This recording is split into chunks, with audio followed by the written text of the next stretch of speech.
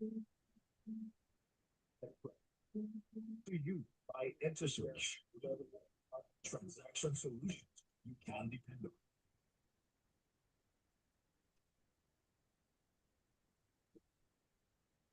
All right, welcome back in. This is Business Express brought to you by InterSwitch. It's a Wednesday morning, smooth 98.1, 37 minutes past 6 a.m. Ayokunmi Kikireko. Still with you here. Like I mentioned before, it's all about business in the next 10, 15 minutes thereabouts.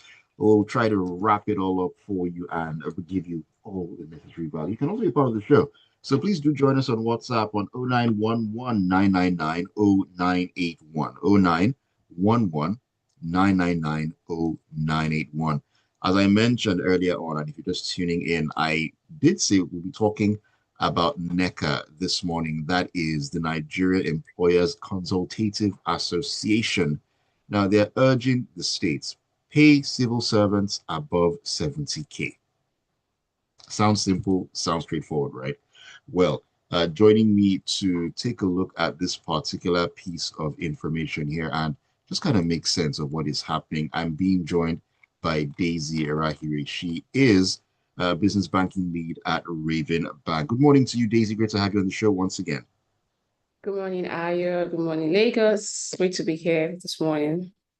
Absolute pleasure. And of course, we're talking money this morning. And we all know that money, as they say, makes the world go around. And like I said, NECA, they've been urging the states to raise pay above 70,000. Now, of course, some states have actually done that, but compliance is not 100% across board in terms of all the states within Nigeria. Now, looking at this call, do you think that higher wages will actually boost productivity, or is it going to fuel inflation? Because some people have said that, oh, that is a distinct possibility. Where's your stand on this? Okay. First of all, I would say that it is a good increase from where we're coming from. That's like about 130% increase from the minimum what it used to be before. Now, Right. if that increase was on something significant, I would say yeah, to a large extent, it will be able to like cater for certain needs of workers currently. However, in terms of productivity, maybe to an extent, workers do not have to worry about, the cost of food and maybe transportation. However, inflation is still there, right? Mm, Food is increasing by the day. Cost of food is increasing by the day. Transportation is increasing by the day. I'm pretty sure we've all recently heard the rumor that says, "Oh, buying food outside and cooking at home is almost equivalent." So, mm, um, a 70K increase might at least take a mind a bit away from the cost of basic living amenities. However, um, inflation has to also be looked into. Transportation fare, cost of rent has been looked into. Food security also has been looked into. So to an extent, yes, but other things have to also be adjusted. You have to make that increase meaningful to a regular worker. right. I mean, you did allude to the fact that it was from 30K to 70K, about 130% increase or thereabouts.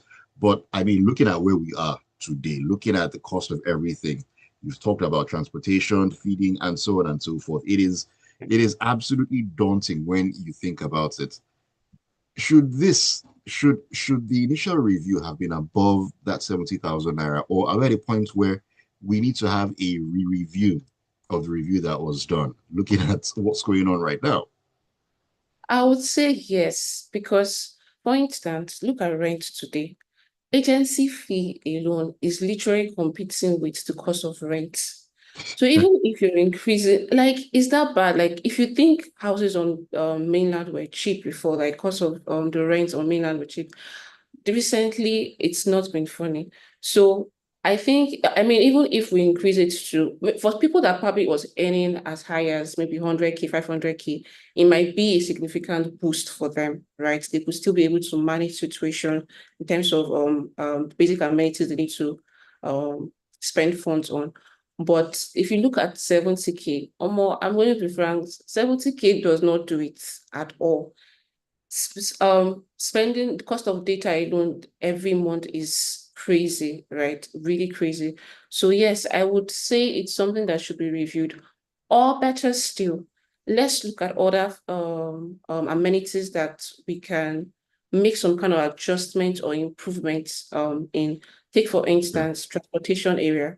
Right, Already right. these NG buses are becoming something that, for instance, Lagos are taking they've taken the initiative to start, using CNG buses, right? But there's BRT. I mean, if I'm not using an Uber to go to work or go to a move from one point to another, I most likely prefer taking BRT because the fare is still much better It's so and it's reasonable. comfortable. Yes. So yes, maybe if you look at these areas, then we can say, okay, maybe the 70K can still do something, but it should still be reviewed. However, we need to consider private sectors. Now, this minimum wage Mm, is favorable to people that work with the government, but there's a yeah. private sector as well.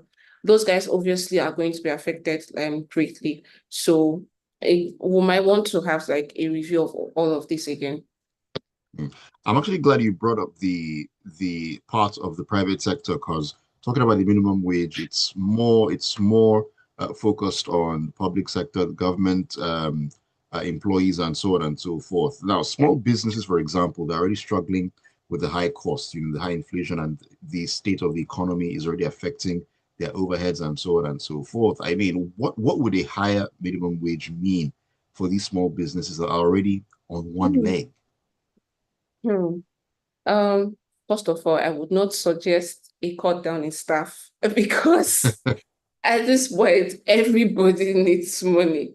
We don't want to start hearing case of there's now high rates in robbery and all of that. So please give everybody jobs, keep everybody at their respective workplaces. However, um, in some places, certain persons might have to wear multiple hats so that they don't have to like employ different hands and pay them certain amount of salaries, Hmm. right? Businesses also might have to consider learning to automate certain things, right? So that it's Okay. easier for them to not have to pay maybe social media to run a digital manager to do maybe some of their ads, depending on the nature of your business anyway. Of course, maybe consider benefits, put some benefits in place for those that can afford to put certain benefits that would favor their workers. Okay. We'll also probably look at hybrid options for some of them as well.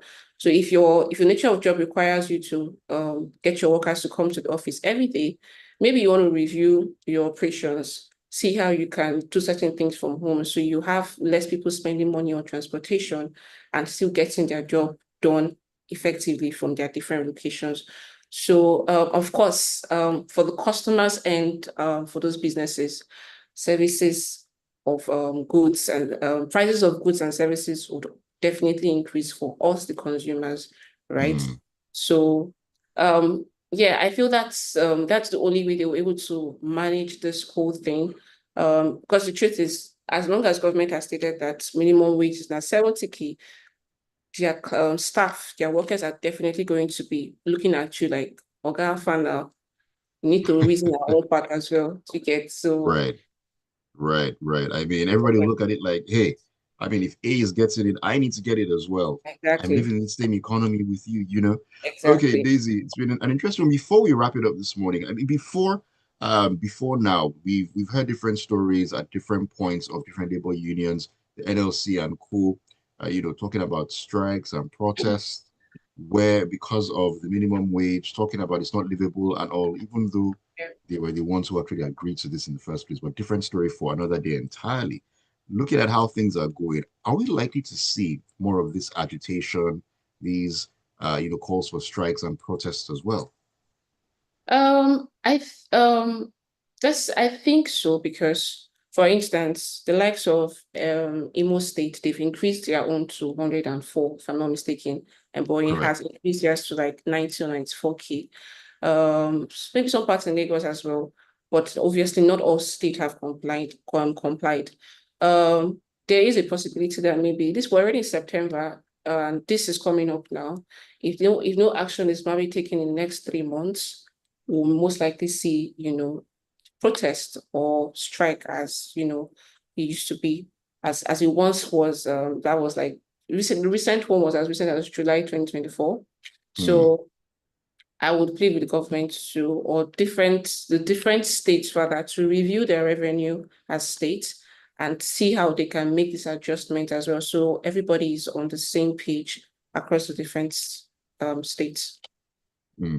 All right. Hopefully, this is something that will be looked into as a matter of urgency. And this particular issue that we talked about this morning, we'll take another look at it on a freshly pressed and get more analysis on the matter. So you definitely need to keep it locked right here on Smooth 98.1. Thank you so very much for joining me this morning. I've been having a conversation with Daisy Erharhire. She is the business banking lead at Raven Bank. Always a great time with you on the radio.